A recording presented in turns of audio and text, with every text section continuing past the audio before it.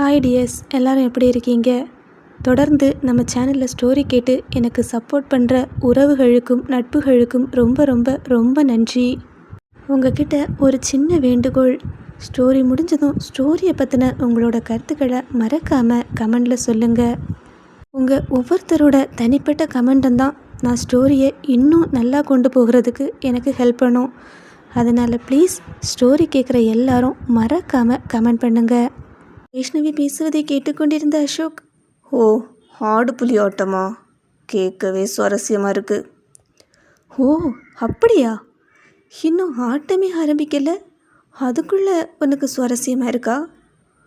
என்ன, ஆட்டம் ஆரம்பிக்கலையா? எப்போவோ ஆட்டத்தை ஆரம்பித்தாச்சு. புலி இருக்கிற கூட்டுக்குள்ளே ஆடு தானாக வந்து மாட்டிக்கிட்டே. என்னது, ஆடு மாட்டிக்கிட்டா? நீ தப்பு கணக்கு போடுற. என்ன சொன்ன? நான் தப்பு கணக்கு போடுறேனா? என் கணக்கு என்னைக்குமே தப்பாகாது. ஆனால் என்கிட்ட உன் கணக்கு தப்பாயிடுச்சு மிஸ்டர் அசோக். இங்கே ஆடு மாட்டிக்கலை, புலி இருக்குன்னு தெரிஞ்சே உள்ளே வந்திருக்கு. ஓ, எதுக்காகவா? அதுவா, புலியோட பலம் என்னன்னு பார்த்துட்டு அது உண்மையிலேயே புலியா இல்லை பூனைக்கு புலி வேஷம் போட்டிருக்கான்னு தெரிஞ்சுக்க. உனக்கு ரொம்ப தான் தைரியம். உன் தைரியத்தை ரசிக்கிறேன். ஆனால் அது ரொம்ப நாள் நீடிக்காது. அதுவும் என்கிட்ட அதுக்கெல்லாம் வாய்ப்பே இல்லை. இதே வசனத்தை இதுக்கு முன்னாடியே நிறைய பேர் சொல்லிட்டாங்க. ஓ, ஆனால் நான் அந்த நிறைய பேரில் ஒருத்தன் கிடையாது. அப்படி இருக்கணும்னு தான் நானே எதிர்பார்க்குறேன். என்னை எதிர்த்துக்கிட்டு இந்த வீட்டில் நீ இருந்தா, என்னை மீறி ஏதாவது செய்யணும்னு நினச்சா உன் உயிருக்கு உத்தரவாதம் கிடையாது. இந்த உலகத்தில் யாரோட உயிருக்கு தான் உத்தரவாதம் இருக்குது? என்ன ரொம்ப திமிரா பேசுகிற? இது திமிரா இல்லை உண்மையா? உன்னை கொன்று போட்டுடுவேன்னு சொல்கிறேன். உனக்கு சாவை பற்றி பயம் இல்லையா? சாகிறத பார்த்து பயப்படுறவங்க வரலாறு படைக்க மாட்டாங்க. மனுஷனாக பிறந்தா எல்லாரும் என்னைக்காவது ஒரு நாள் போய்த்தானே ஆகணும். என்ன வரலாறா? இங்கே இருந்து வரலாறு படைக்க போறியா? உன் கதையை நானே முடித்து வைப்பேன். கதையை முடிக்கிறதெல்லாம் சுலபம்தான், ஆனால் தொடர்ந்து ஆட்டத்தில் இருக்கிறது தான் கொஞ்சம் கஷ்டம். இது வரைக்கும் நான் போட்ட திட்டம் என்றைக்குமே தோற்றது கிடையாது. அப்படியா? அப்போ கல்யாண மண்டபத்தில் என்னாச்சு? அது ஒரு சின்ன தப்பு. ஓ, சின்ன தப்பு தான் பெரிய தோல்விக்கு முதல் விதை.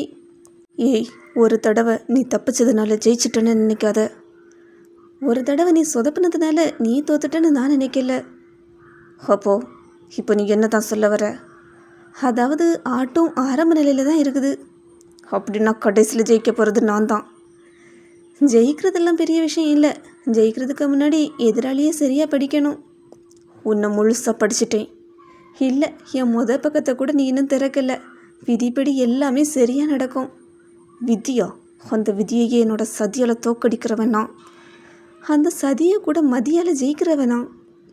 இப்போ என்னை தோக்கடிக்கிறதா உன்னோட நோக்கம்? இல்லை. அப்புறம்? உன் முகமூடியை கிழிக்கிறது தான். ஓ, என் முகமூடியை கிழிக்க போறியா? முகமூடியோட நான் இருக்கிற வரைக்கும் தான் என்ன உன்னால் பார்க்க முடியும். என் உண்மையான முகத்தை பார்த்தா நீ உயிரோடு இருக்க மாட்ட. அதை பார்க்க தானே வந்திருக்கேன். உனக்கு பயமே இல்லைல்ல? பயம் இருந்திருந்தா நீ இருக்கிற வீட்டுக்குள்ளே நான் காலடி எடுத்து வச்சிருக்க மாட்டேனே. சரி, பார்க்கலாம். நானும் அதை தான் சொல்கிறேன், பார்ப்போம். கடைசியில் வேட்டைக்காரன் யார், வேட்டை யாருன்னு பார்க்கலாம். வேட்டைக்காரன் யார், வேட்டை யாருங்கிறத விட யார் புத்திசாலிங்கிறது தான் இப்போ முக்கியம். அதை விட முக்கியம் விஷ்ணு யாரை நம்புகிறாங்கிறது. இப்போ இந்த நிமிஷம் நான் உன்னை பற்றி இல்லாதது பொல்லாதது சொல்லி விஷ்ணு கையாலேயே உன் கழுத்தை பிடிச்சி வெளியே தள்ள வைக்க முடியும். ஏன்னா நான் என்ன சொன்னாலும் விஷ்ணு கண்ணை முடிக்கிட்டு நம்புவான். எப்படி இந்த நிமிஷம் உன்னை வீட்டை விட்டு துரத்தி காட்டவா? என்ன, நீ என்னையே துரத்த போறியா? துரத்திட்டு அப்புறம் விஷ்ணுவுக்கும் உன் தங்கச்சிக்கும் கல்யாணம் பண்ணி வைக்க போறியா? அந்த ஒரு நொடி அசோக்கின் இதயம் பலமாக துடித்தது. என்ன சொன்ன? என்ன, நான் சொன்னது காதில் விழலையா? மறுபடியும் சொல்லட்டுமா? அசோக் தடுமாற்றத்துடன், ஏய், இந்த விஷயம் உனக்கு எப்படி தெரியும்? நீ யாரு? உண்மையை சொல்லு. நான் எப்படி அதை சொல்ல முடியும்? அதை நீ தான் கண்டுபிடிக்கணும். ஏய், இங்கே எங்கள் 2 பேரை தவிர அவள் என்னோட தங்கச்சின்னு யாருக்குமே தெரியாது. ஆனால் நீ வேலைக்கு சேர்ந்த 2 மாதத்தில் உனக்கு எப்படி தெரியும் சொல்லு. அவள் சிரித்து கொண்டே, என்ன மிஸ்டர் அசோக், ஹார்ட் அட்டாக்கா? பரவாயில்ல, அட்ஜஸ்ட் பண்ணிக்கோங்க.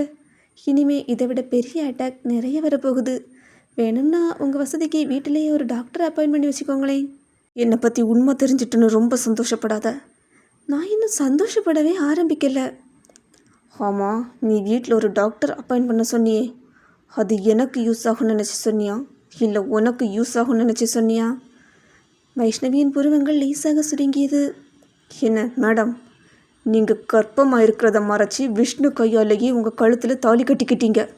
இப்போ சொல்லுங்கள், டாக்டர் எனக்கு தேவையா இல்லை உங்களுக்கு தேவையா? முதல் முறையாக வைஷ்ணவி ஒரு நொடி அமைதியானாள். அந்த அமைதியை பார்த்த அசோக்கின் உதட்டில் மெல்லிய சிரிப்பு மலர்ந்தது. வரலாறு படைக்க பிறந்தவளே, என்னாச்சு? வார்த்தை வரலையா? என்ன மேடம், ஒரேடி அம்னீஷியாவா? பரவாயில்ல, இனிமேல் இந்த மாதிரி ஷாக் அடிக்கடி வரும். அடிக்கடி உங்களுக்கு அம்னீஷியா வரப்போகுது. ஒவ்வொரு தடவையும் நான் கொடுக்குற அதிர்ச்சியிலிருந்து மீளவே உங்களுக்கு நேரம் சரியாக இருக்கும். என்னை ஜெயிக்கணும்னு நினைக்கிறதுக்கு கூட நேரம் இருக்காது. வைஷ்ணவி அசோக்கை பார்த்தபடி நிற்க, இங்கே பாரு, உன்னை மாதிரி சஸ்பென்ஸ் வச்சுக்கிட்டு விளையாடுறது எனக்கு பிடிக்காது. அசோக்கின் குரலில் இருந்த அழுத்தம் கொஞ்சமும் குறையவில்லை. விஷ்ணு விஷயத்தில் நான் ரொம்ப கேர்ஃபுல்லாக தான் இருப்பேன். என்னை மீறி அவனை சுற்றி எதுவுமே நடக்கக்கூடாதுன்னு நினைப்பேன். அதனால தான் அவன் ஆஃபீஸில் வேலை செய்கிற ஒவ்வொருத்தரோட டீட்டெயில்ஸையும் நான் குறுக்கு விசாரணை பண்ணி தான் வேலைக்கு சேர்ப்பேன். ஆனால் உன் விஷயத்தில் மட்டும் எனக்கு பெருசாக சந்தேகம் வரல. ஹாஸ்டலில் வளர்ந்த பொண்ணு, பெரிய பேக்ரவுண்ட் இல்லைன்னு நினச்சேன். அதனால தான் உன்னை பற்றி பெருசாக விசாரிக்கலை.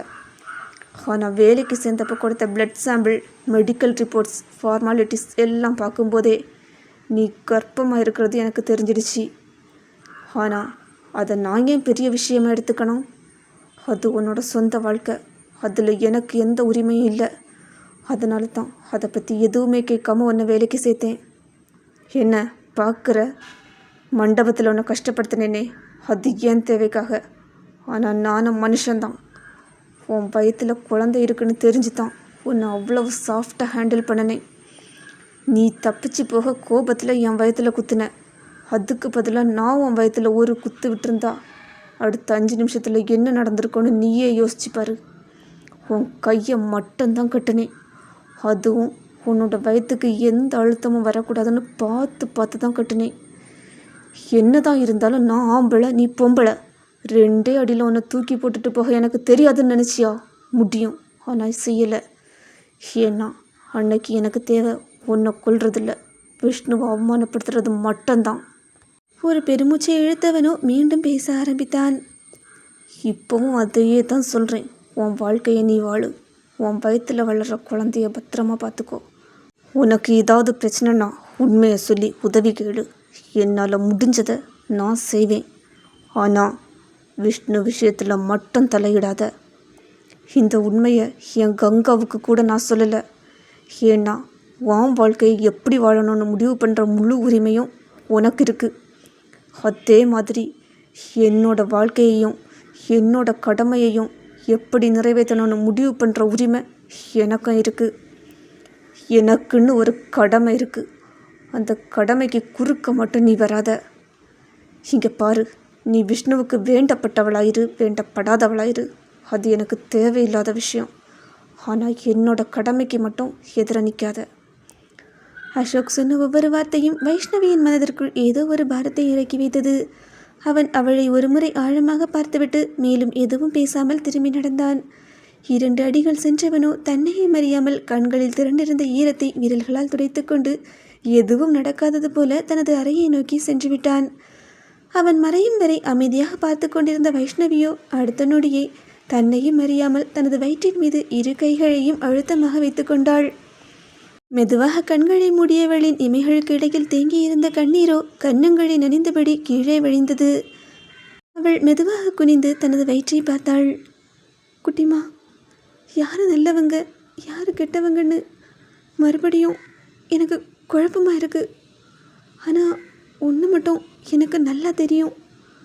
உன்னோட அப்பா ரொம்ப நல்லவர். அவருக்கு எந்த தப்பும் நடக்க நான் விட மாட்டேன்.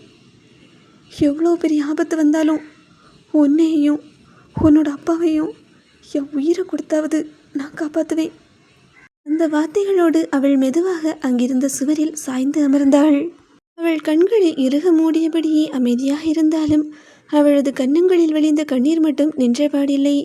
அந்த கண்ணீரில் இருந்தது வலி மட்டுமல்ல, இன்னும் வெளிவராத எண்ணற்ற உண்மைகளின் பாரமும் தான்.